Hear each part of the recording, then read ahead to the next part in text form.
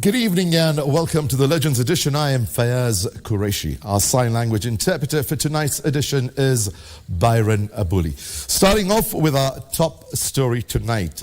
6 people are feared dead after a quarry collapsed at the Kericho Quarry in Kisani sub-county. The county executive for transport and infrastructure, Dan Manyala, said the county is doing its best to recover the bodies of the quarry workers. The incident coming shortly after the Mombasa County Government and the National Environment Management Authority conducted a public awareness campaign to inform the public of the quarry's closure.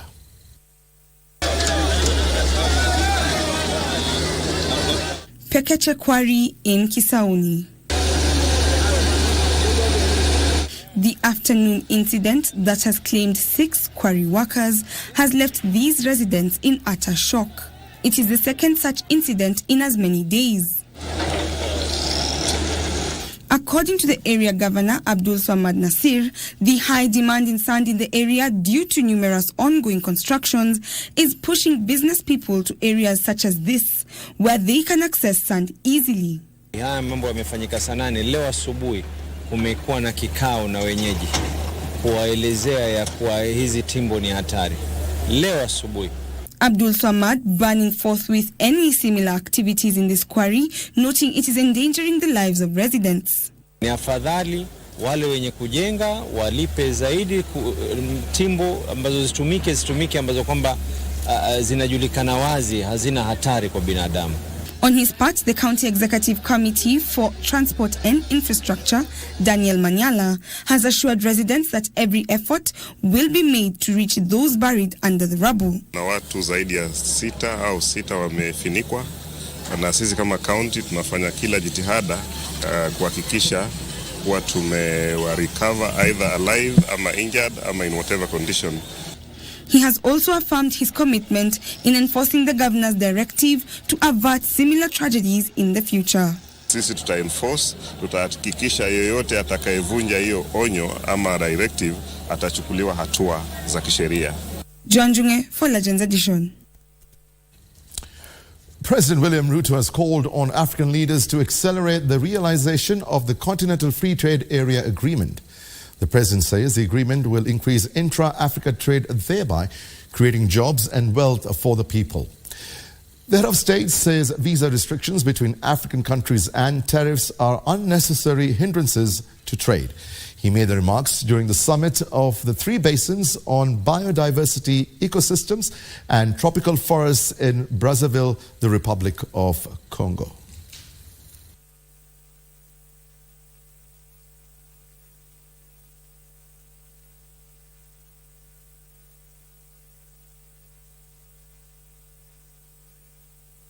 Today in Europe, intra-European trade is at 70%, while intra-Africa trade is at 15%. Good people, it is the reason why we must accelerate the Africa Continental Free Trade Area.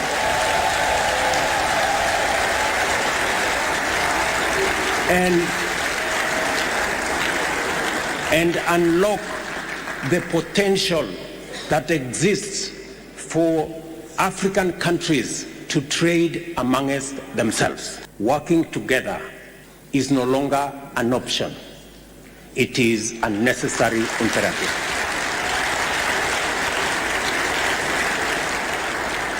I agree with my brother that the choice is, are we going to float together or are we going to sink?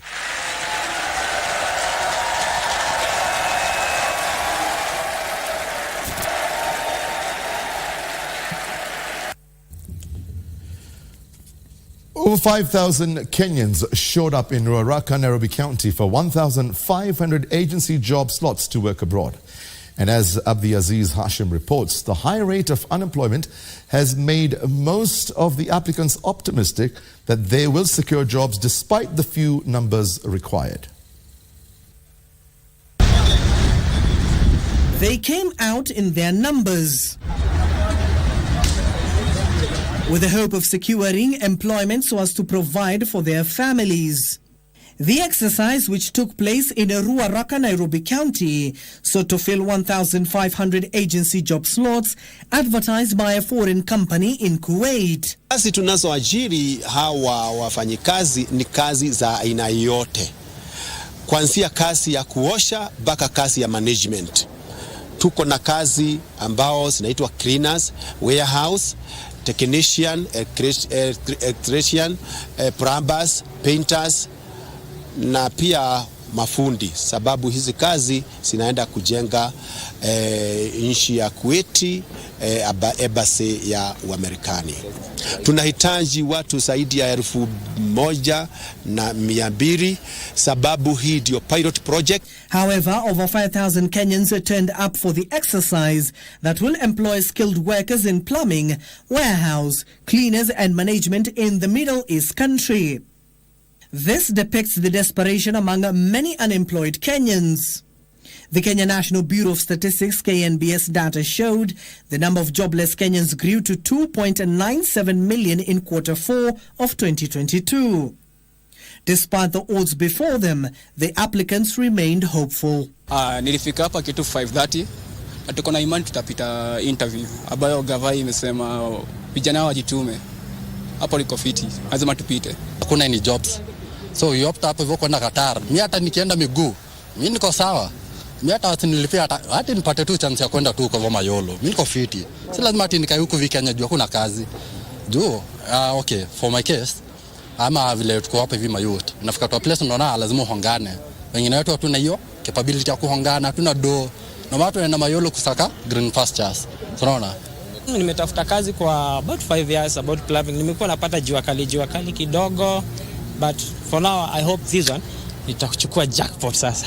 Nikiingia tagonga kichwa. Natumaini kwamba wenye wote wako hapa kwamba watatusaidia na ni kazi legit, isikwe tuta waste time hapa because tungekuwa tunafanya kazi zingine tunachapa hustle, lakini I hope itakuwa worth it na tutaweza kwenda.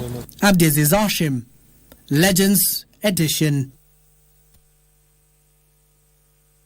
Assured the public of the government has assured the public of its readiness to effectively conduct the national examinations, which will start on Monday.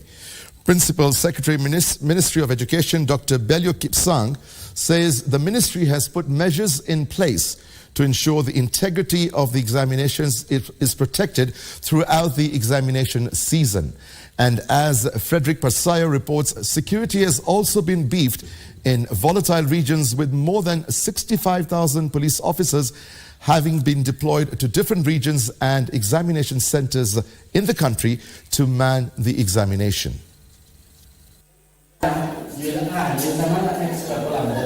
As Kenya Certificate of Primary Education KCPE and Kenya Primary School Education Assessment KBC candidates finalize their preparations, the government has assured the public of exam integrity. We would want to give you our assurance that we are ready for these examinations.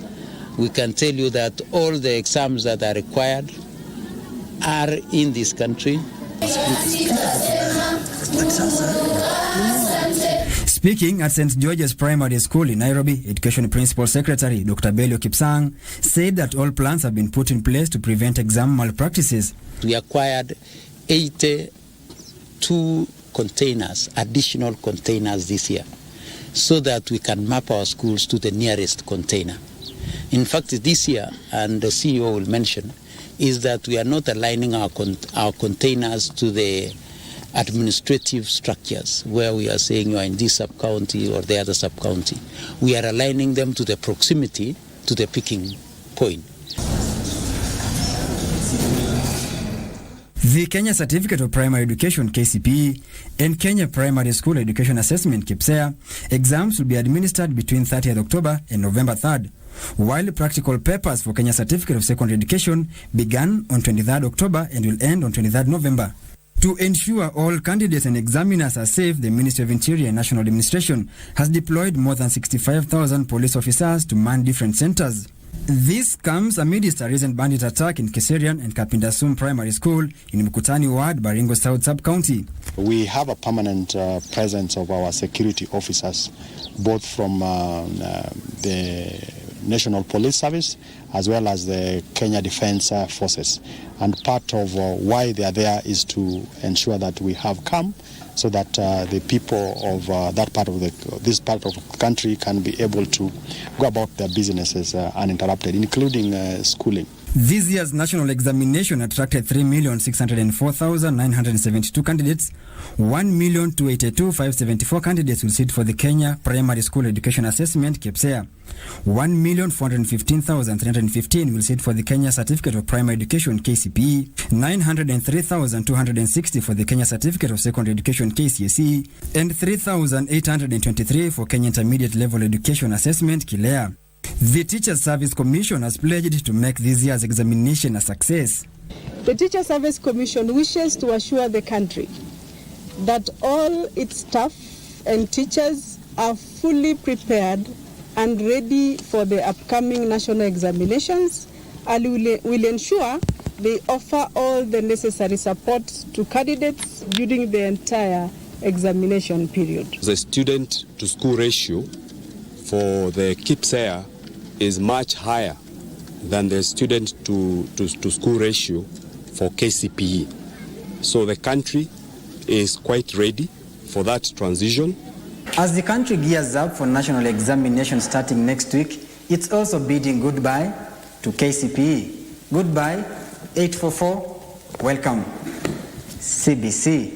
Parsai Frederick, reporting for Legends Edition, Nairobi. Residents of Ngaratuko Sibilo location and Loruk division in Baringo County have staged a protest against the resurgence of insecurity in the area. The irate residents who converged at Loruk Center accused the local security agencies of allegedly giving false reports, which they say do not paint the real picture of the impact of banditry on the ground. The increased cases of insecurity in different parts of Baringo County have ignited the wrath of area residents who took to the streets to voice their frustrations. They wondered why calm has not been restored in the volatile area, despite having an ongoing security operation. I'm talking about security agency. Wanasema tumefanya Baringo Rifti wawe secured. Lakini saa hii sisi tuko tunalala msituni. This comes just 4 days after heavily armed bandits surrounded the Kapindasum General Service Unit camp and attacked GSU security officers who were on a routine patrol. Hiyo sehemu ni wanafunzi wanajiandaa kwa mtihani. Na wao wamekuja kutisha hata na walimu hata na watainiwa wote wametishwa. Mambo ya mtihani tunawaambia hao watoto hawatafanya vizuri. Hata jana walikuwa wanafanya rehearsal.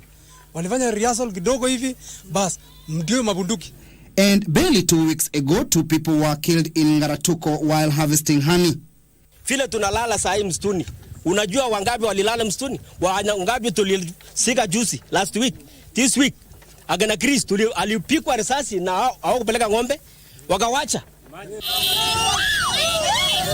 The irate residents sought the attention of the President and Interior CS Kithure Kindiki, decrying dishonest reports by the local security agencies, which they say do not reflect the real situation on the ground. Sisi tulipea William Ruto kura kwa sababu ya kitu moja. Na afahamu kutoka leo hii kwamba si kwa sababu ya mambo na fertilizers, mambo na crop processing, ni kwa sababu ya usalama yetu. Lakini mpaka leo hii jambo hilo limekuwa the other way round. Tunataka tuombe rais atuangalilie maneno ya security sababu tumesika. Sisi watu ya Saimozoi hakuna boma aina kaburi ya bandits yenye amewawa na bandits. Last month, an unknown number of heads of cattle were driven from Loruk, leaving close to 15 households with empty kraals.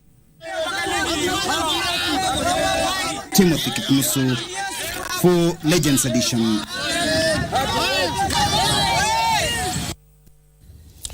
A section of leaders from Nyanza and Rift Valley have continued with calls for the two communities to work together politically. The two communities have pulled in different directions politically, with the only exception coming in 2007 when they pulled their weight behind former Prime Minister Raila Odinga in the hotly contested general poll against the then President Mwai Kibaki. Achola Simon with the details.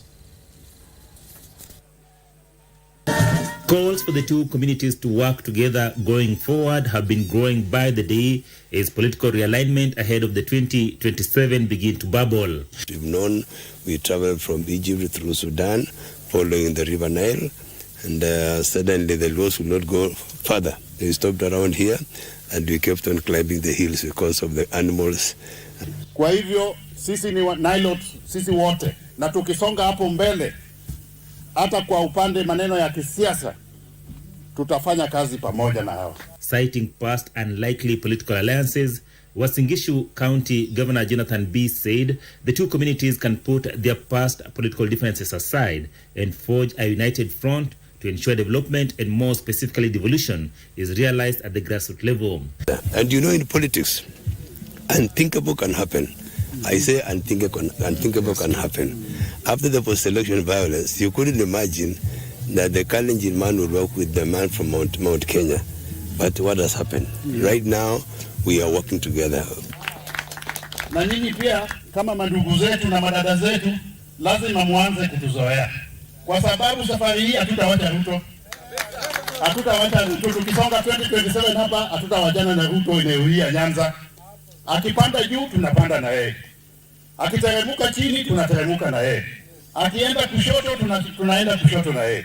Kulia hivyo hivyo. Governor B and Information, Communication and Digital Economy Cabinet Secretary Ludo Walo spoke at Rakobe Savior Church in Asembo, Reda Sub-County, Siaya County. We want to bring that cohesiveness, we want to bring that unity, we want to forge forward because what we are looking for is development. Owalo also revealed that all stalled road projects in the area will be completed as other government development projects take root in the region in line with the president's economic model of bottoms up.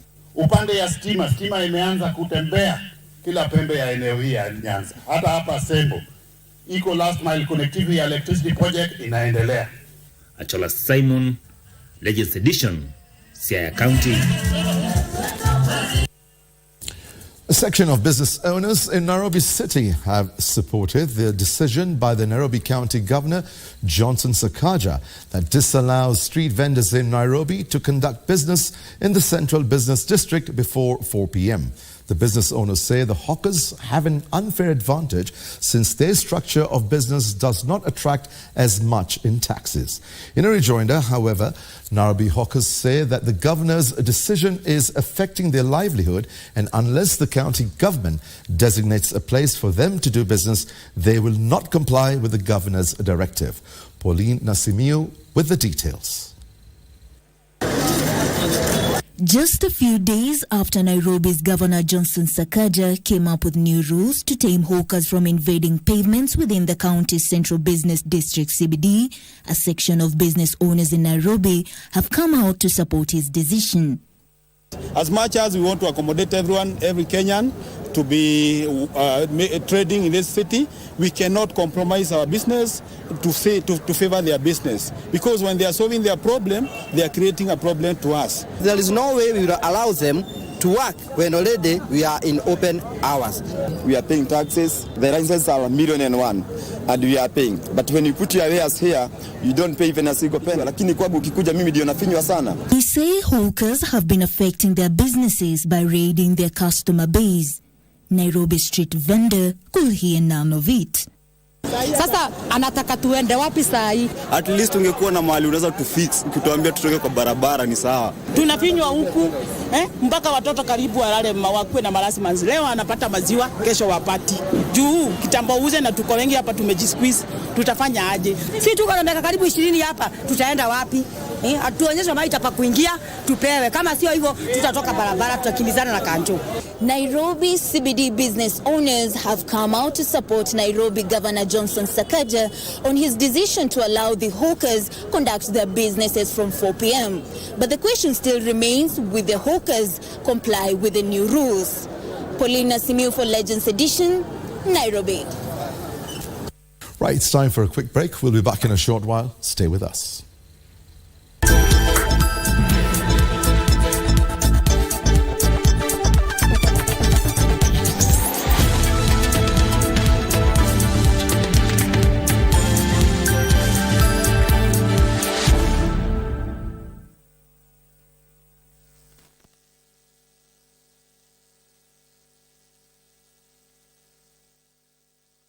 mchezaji wa Loto Moto. Mungu awabariki sana. Ni wengi wanakushukuru bila hata wewe kufahamu. Niliona Mungu wa ajabu ameshuka. Ni wengi wanaokuaminia. Imejaa, imebaki, yani hamtasa. Ni wengi wanaokuombea ushindi. Hawa ndio niachiwe na mama yao wakati aliwajeka kwa muda. Ni wengi unaowagusa kwa kuwapa afueni na imani ya maisha. Asante na Mungu akubariki pia. Ni wengi unawatembelea. Through hii program ndo tunajua vitu zingine. Na imani yako inawapa amani. Akaaga juu ya kansa. Ushindi wako ni wa wengi. Roma niendanga, Roma. Asante mchezaji wa Loto Moto. All holders are notified to report and surrender unclaimed financial assets to the Unclaimed Financial Assets Authority, UFAA, on or before November 1st, 2023. It is now easier to report and surrender. Visit www.ufaa.go.ke and get started. Beat the November 1st deadline. It is your turn to surrender and report qualifying unclaimed financial assets. Pass the baton. Unclaimed Financial Assets Authority. Receive, safeguard, reunite. It's the World Savings Month. We are thrilled to conclude Savings October with a special dedication to the theme, Saving for a Better Life. Join us for a week full of insightful activities. On 27th October, we will be at Kihumbwini Grounds in Kangemi for Savings Market Day from 8 a.m. to 1 p.m. On 29th October, join us for the Nairobi Marathon. And on the 31st of October 2023, tune in to KBC Channel 1 for our Media Focus Day from 8 a.m. to 9 a.m. for insights and information of why and how you should save for a better life. October 2023. Save for a better life.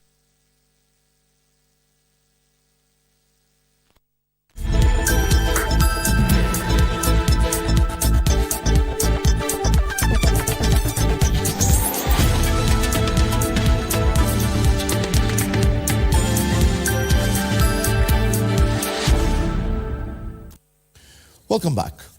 For decades, girls and women venturing in the Juakali sector have preferred to keep a low profile, especially among the pastoralist communities, as the trade is traditionally associated with men.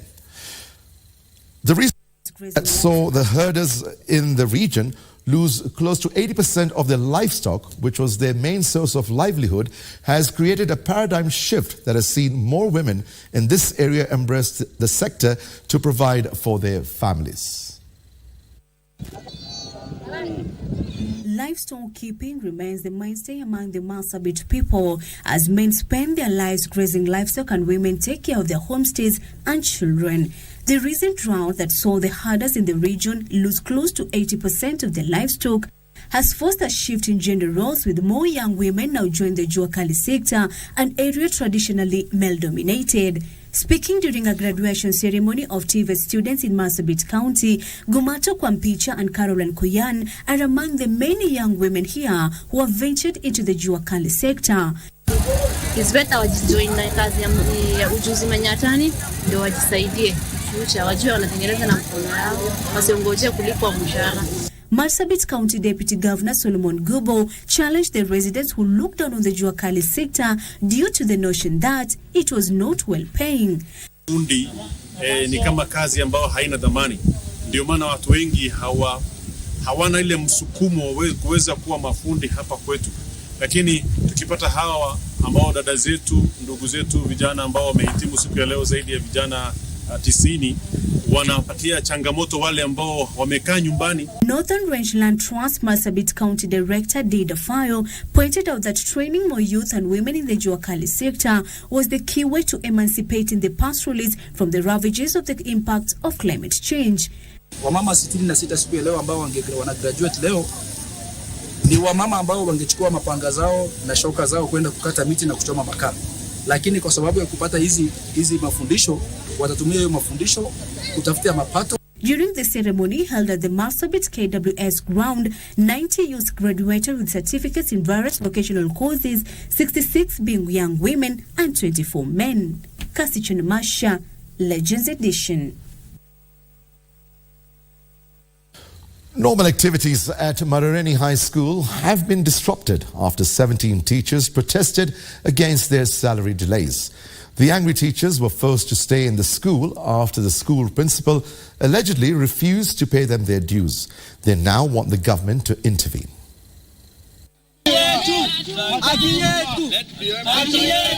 According to Masambu Pole, one of the teachers, the announcement by the school head that they will be paid their salaries in January next year sparked their anger. Legal action must be taken against him.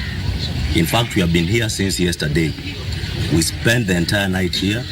We did not sleep. We did not eat our supper. We were here and we are still here. We have not even left the school compound because we are demanding for our salaries.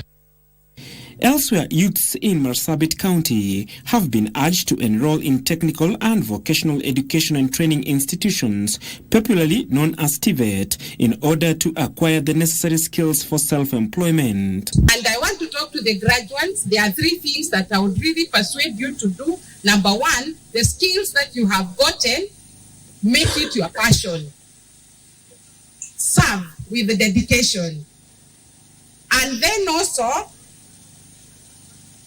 have a purpose. You have a purpose in this world, and your skills, you need to strengthen them to make sure that you are fulfilled as a person. In a related development, the Wembesha Nabik Foundation has entered its second year of empowering the youth. We are achieving our objective, which is to talk to students and help them learn about self-care and how to build on their confidence, because it's part of preparing them for the future. Meanwhile, parents have been urged to keep watch over their children, especially now that schools are breaking for long holiday. Kama jamii tumefika wapi pia kuzingatia kupunguza sexual and gender-based violence. Elsewhere, sexual and gender-based activists want the government and the public to be ambassadors in taming sexual and gender-based violence. Why we are doing this is because we have 3, what you have heard about the triple threat. We have ending early teenage pregnancies, ending sexual and gender-based violence, and ensuring we end also new HIV infections.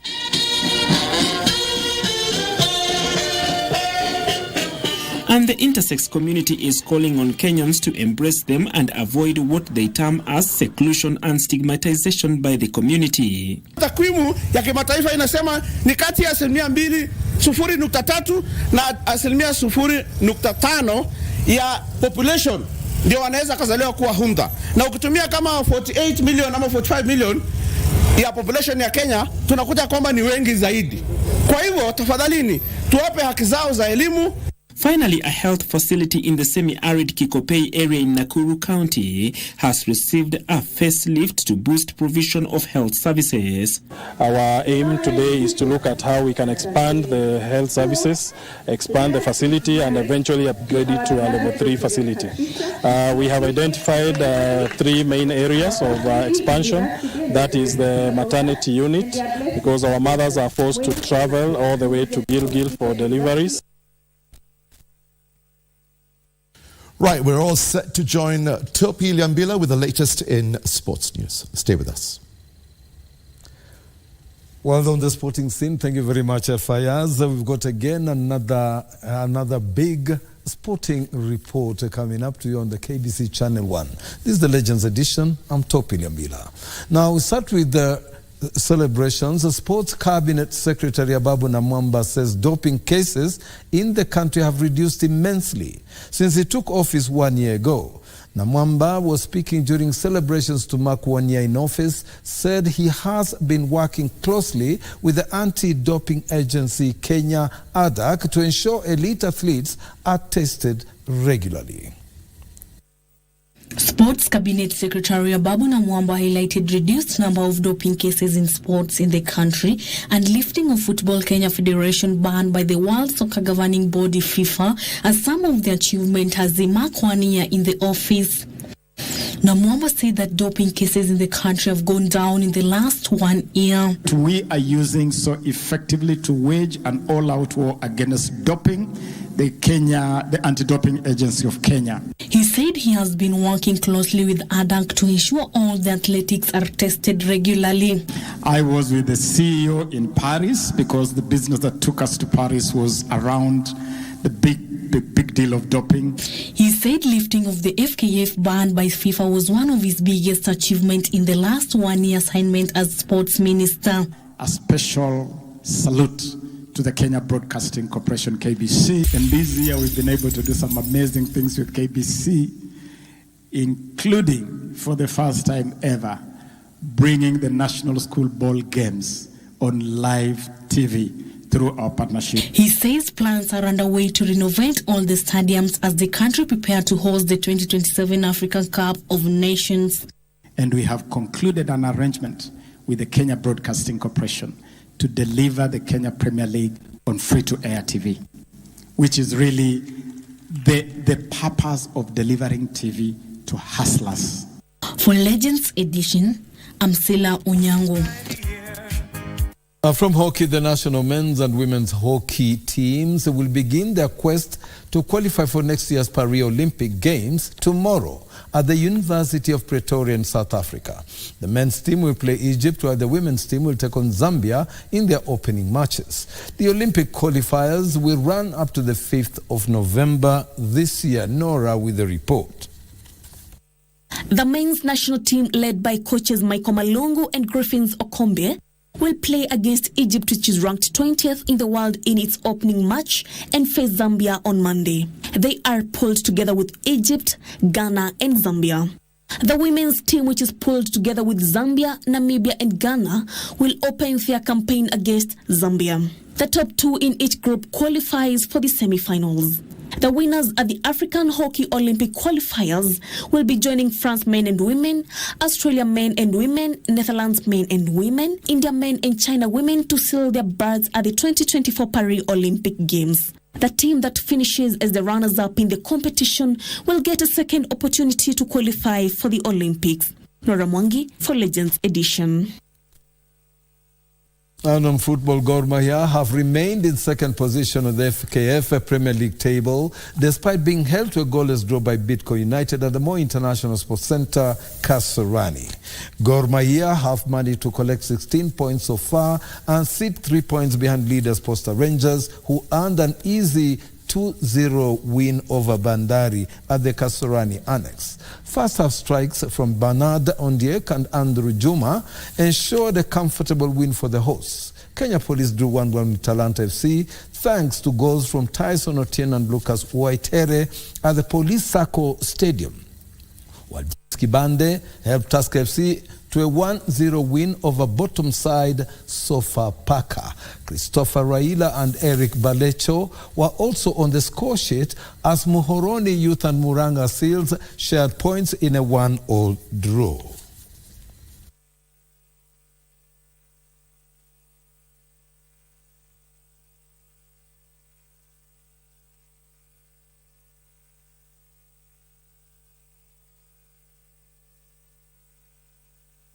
Kabaddi League leaders Githurai Cheetahs maintained their lead after earning a walkover against Nakuru Arrows, who failed to honor their fixture in the ongoing Kabaddi Men's League at the Moi Kasarani Gymnasium, Nairobi.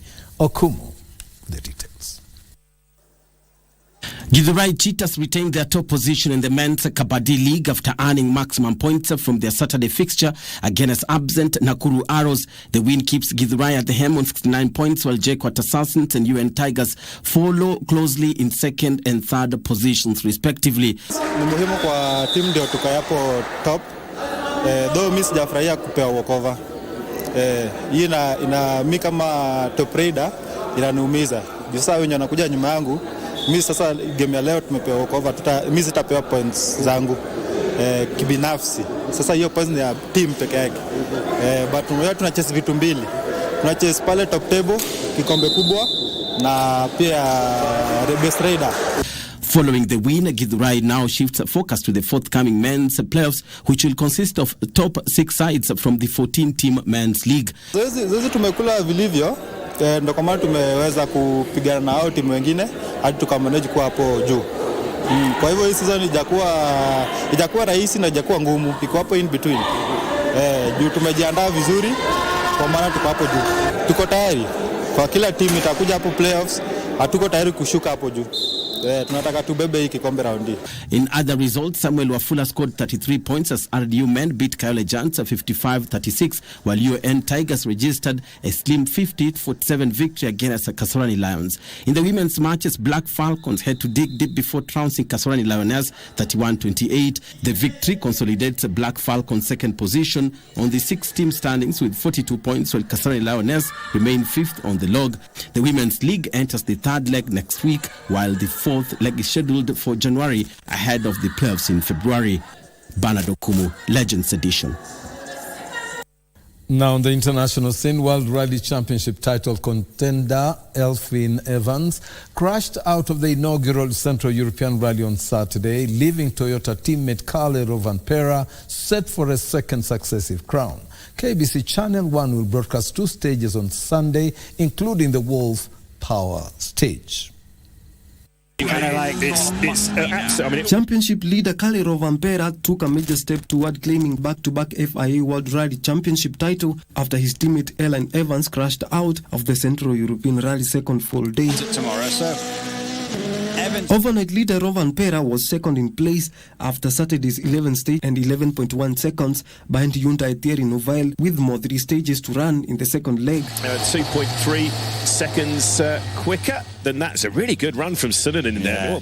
Ott Tanak climbed to third as a result of Evans' exit, while 8-time WRC champion Sebastian Ogier finished 4th after he leapfrogged Toyota teammate Takamoto Kasuta. But still a long way to go. Sunday sees a further 4th stage in Rari on roads in Czech Republic, Austria and Germany. KBC Channel 1 will broadcast 2 stages on Sunday, including the Wolf Power stage.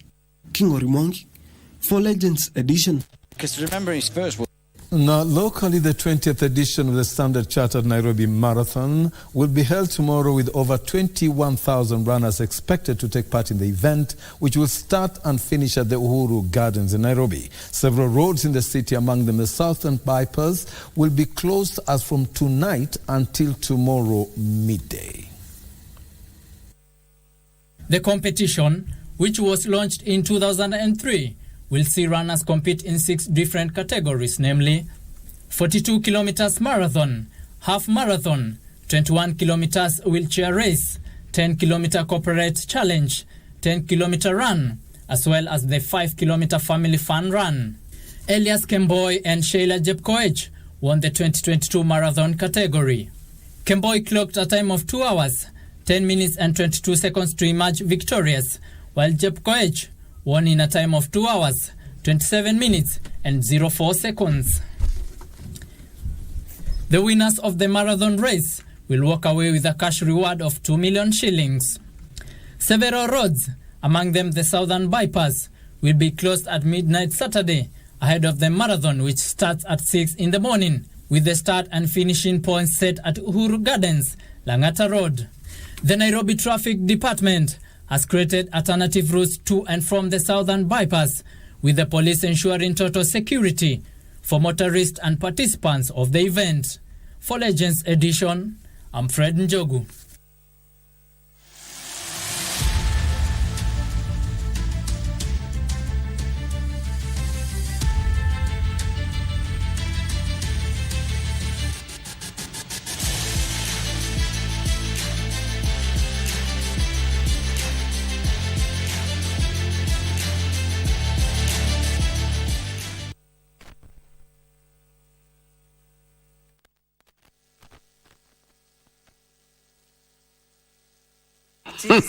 Tuache kudanganyana. Hapa mali safi, mali mbichi, kijani kibichi. Tuko Lucky Game, tunashibishana. Dial star 570 hash. Chagua sanduku ya Lucky Game. Utapata sanduku 7 zinakungoja mahali pale. Chagua yako.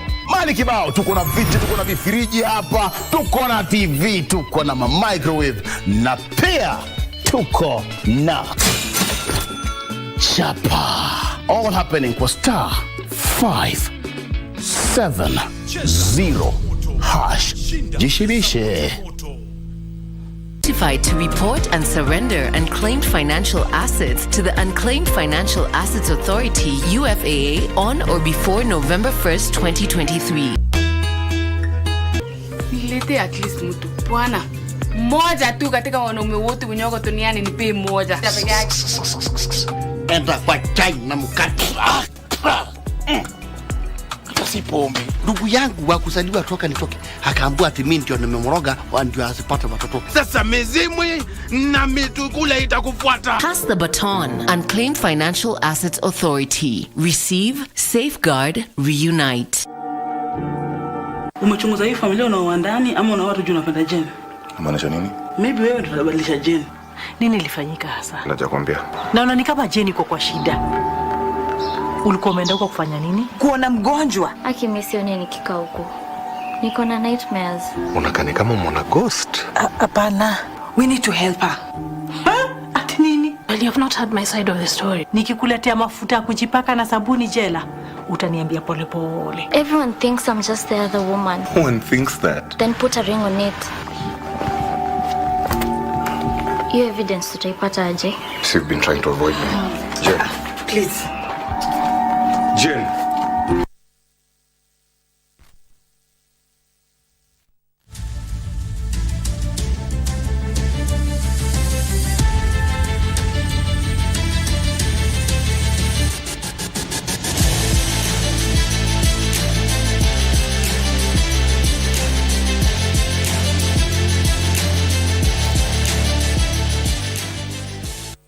Welcome back.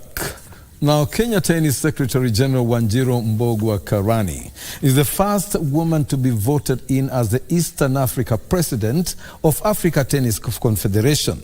She also became the second woman to be voted in as the Vice President of the Confederation of African Tennis in history during the 50th Annual General Meeting held here in Nairobi.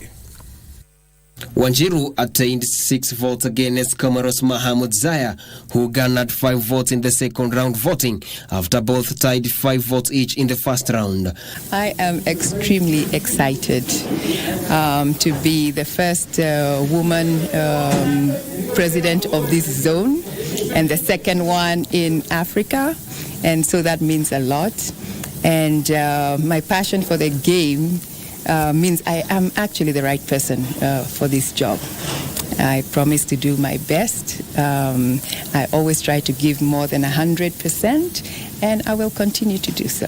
The elective annual general meeting ushered in a new tennis leadership in Africa, with Benin's Jean-Claude Talon voted in the new president of Confederation of African Tennis. Talon, who is also the president of Benin Tennis, garnered 25 votes over Nelson Amanzi of Botswana, who got 12 votes. Talon takes over from Tunisia's Tarak Sherif, who served for 19 years for the Confederation. We want to change the level we are in this game. We want also to win. We don't just for the next maybe 3, 4, 10, 20 years, we want to win. We want to win some tournaments. We want to have big events. We want our young 14 and under to be seen on the international scene. Laban Mrima, Legends Edition. Handball, the Kenyatta University team narrowly beat Rising Star team 49-34 in the Women's Kenya Handball League match played at the Nyayo National Stadium, Nairobi. Kenyatta University capitalized on the opponent's lapse in concentration in the last 5 minutes of the clash to go ahead and secure the win.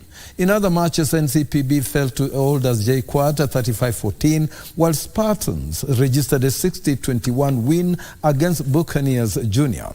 Meanwhile, in the men's league, Rangers defeated JKUAT 38-37 at the same venue. Then beat Hunters League 48-32 in their second match of the day. Boomerang defeated Kenyatta University 37-28.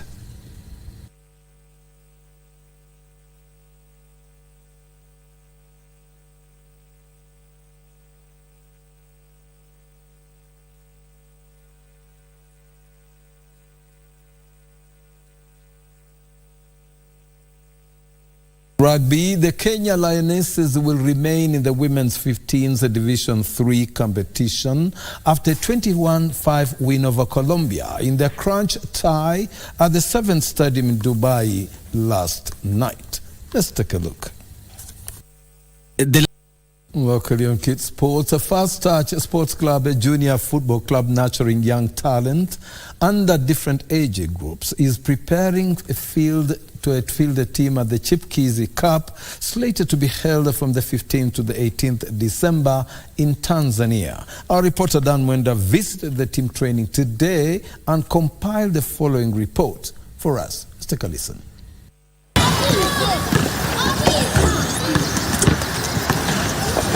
Early in the morning, Fast Touch kids are undertaking their normal training, strictly under the tutelage of different coaches.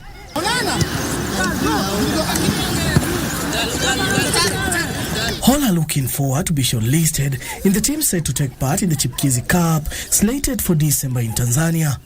But when did Fast Touch soccer team start? We started Fast Touch in the year 2015 in the same field where we are. We started with around 10-15 kids, and we have grown all this way up to, we have now around 150 kids. The team has grown and has attracted several young players. I joined Fast Touch in 2022, April. The way I joined Fast Touch was by my friends telling me how good it was, and I decided to play for them. They started hosting and taking part in different local tournaments, performing well and other times failing to achieve their expectations. We had a tournament to Strathmore. Although we did not qualify to the finals, we reached the quarterfinals, but we were knocked out during penalties. But it was one of my best moments. Yes, there's been a lot of growth. My coach is helping me with certain areas that I was not good at, and also other players supporting me in everything that I'm doing and encouraging me. We are very happy about the outcome of the tournament that happened on the 21st.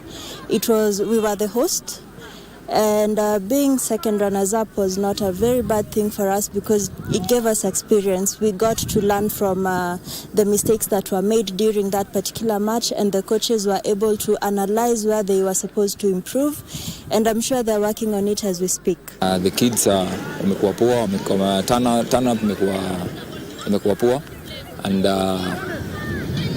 siwezi complain. Thank God that Fast Touch will grow from where it was to now. Thank God for those.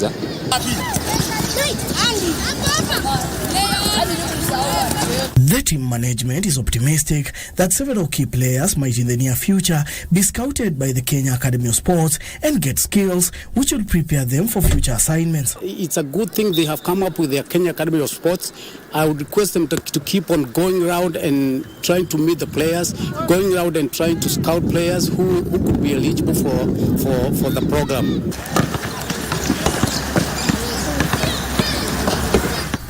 They also hope that the team will grow to a big soccer club in the near future. It gives you some confidence, and also it gives you satisfaction when you see that you will develop a child who comes to the field at the age of 7 years, not knowing how to handle a ball and not knowing any principles in the game.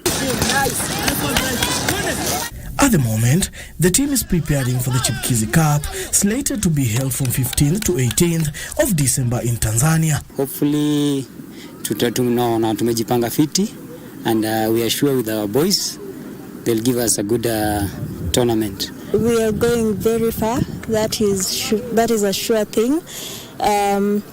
The kids are passionate about it. The parents are supportive. The coaches are supportive with the kids. They give life skills. They give coaching to the kids. And I believe that we're going to win several tournaments in the next 3 years. My goal is to play professionally in Europe and compete with the best. I think that as a team we can win as long as we have confidence and we work hard in training. We'll be able to win the Chipkizi Cup that is coming in Arusha. So far, we've been training thoroughly. The coaches have been interacting with us well, So far, I can foresee that in the Chipukizi tournament we can do good to present Kenya as a whole. First Touch Soccer Club is not just aiming to register maximum and stellar performance in the Chipukizi Cup slated for 15th to 18th in Tanzania, but to nurture talents who will flag the Kenyan flag high in the coming future. Daniel Mwendwa, Legends Edition. I believe some of those young soccer stars could do with their fitting outfits in the next games. Thank you, Mwendwa. Well, the sports personalities in Kenya have gained interest in the 5th edition of the International Conference on Canadian, Chinese and African Sustainable Urbanization, ICASU, which will be held from the 13th to the 15th December in Nairobi. Sports personalities led by volleyball star Teresa Atuka are optimistic that such conferences will lay a foundation for Kenya to host major international sporting events like the World Cup. Let's take a listen. This comes as an interest to me because of the urbanization or the development we tend to see in the cities that we usually go to play in, and sometimes you wish that or you love to see your city get to those levels or get improved. Of course, it is continuous process, and we usually wish that our city could get to those levels so that maybe in future it can also be able to be urban enough to and be able to host some of these international events like the World Cups, World Championships. Mainly our theme is financing African cities. We can be bringing all these ideas about urbanization, sustainability, and if we don't finance these ideas, then they will not come to pass. I'm happy that ICASU Conference 5 has come at the very age where the conversation on the cities is picking up momentum, especially the African cities, and the many challenges that is affecting the African cities, mainly the climate change, conflict and disaster, the refugee, the issue of rapid urbanization, coupled with the lack of capacity to city managers and infrastructure. I'm happy that the conference is happening at this time, where we get to discuss all these ideas, where we get to discuss all these innovative ways to strengthen our cities and to make our cities more durable and reliable and sustainable. We've come to Africa, especially in Nairobi in Kenya, because we want to talk about the issue of financing cities, especially African cities. So we think that we're the right place in Nairobi to tackle and to discuss about these issues. So we'll be bringing international practitioners, scholars, professors from around the world to discuss about these issues. Now on golf, a Premier Academy won the Listle Show Inter-School Golf Tournament played at the Royal Golf Club Nairobi, where 21 teams from 13 schools took part. Sevi Soni's 78 gross was the second best individual score of the day and boosted Premier Academy's tally to 239 gross, 8 points clear of second place Roslyn Academy. Roslyn Academy's Audrey Gashora's 81 points and Jelani Kihanya's 82 added to their total for 247 gross for the team. Finishing third was Home Education with Junaid Manji's impressive 79 gross points, followed by Handicap 10, Kanana Mudhomi's 84.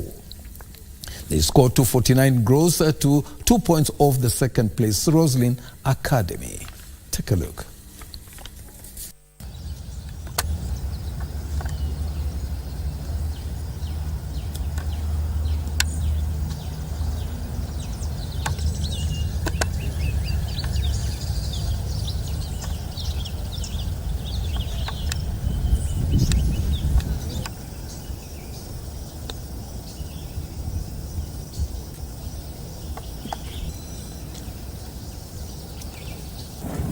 A little bit, because we're now playing with handicap and we're playing from the ladies' tees or the men's tees.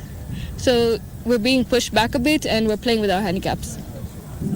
Probably because more girls are getting handicaps and they're playing well with them. And because the handicaps is coming from 54 as the worst, more girls could come in and play these tournaments. Yeah, it's really good. It's so good to see new faces and new juniors, because usually, I mean, today there were very many girls that aren't there in US Kids and JGF tournaments, which was really nice to see. And just that the schools have grown over the year. Like, I remember there were only 4 schools 2 years ago, now there are more than 10. So that's a really great thing.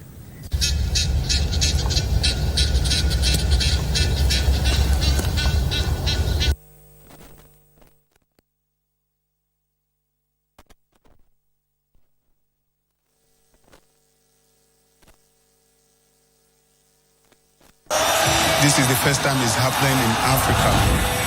That's where we can measure up where we really are. أكبر فريق في كرة تونسية. Enyimba is Nigeria. I want Mamelodi Sundowns to conquer Africa.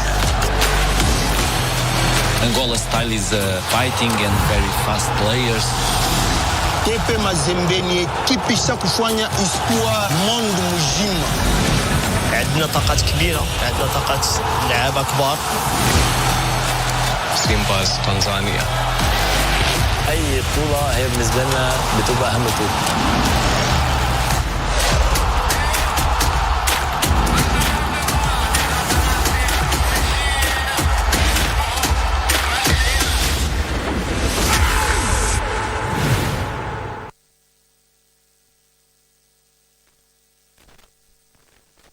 Mchezaji wa Loto Moto. Mungu awabariki sana. Ni wengi wanakushukuru bila hata wewe kufahamu. Niliona Mungu wa ajabu ameshuka. Ni wengi wanaokuaminia. Imejaa, imebaki, yani hamtaki.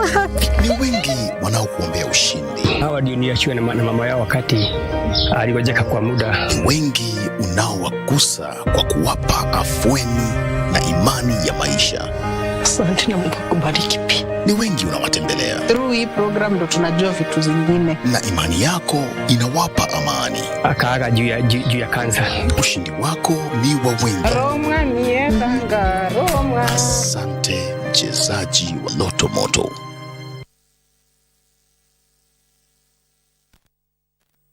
And that is all we had for you tonight on the Legends Edition Sports segment. I hope you enjoyed, and remember that after the bulletin, we shall have Bridge over Congo. The Rumba fans, remember to join us there with Mfumu and Winnie Marie Jose.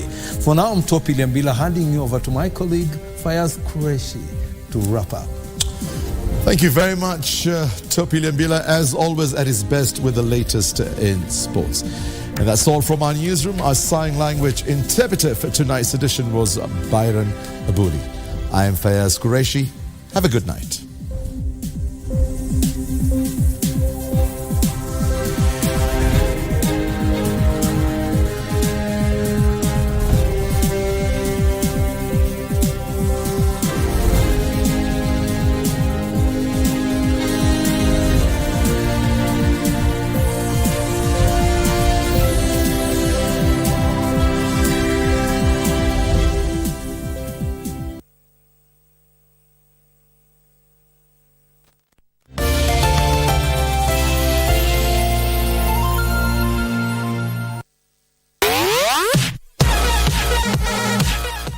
These are the moments we live for every Friday as we catch up with the world of football.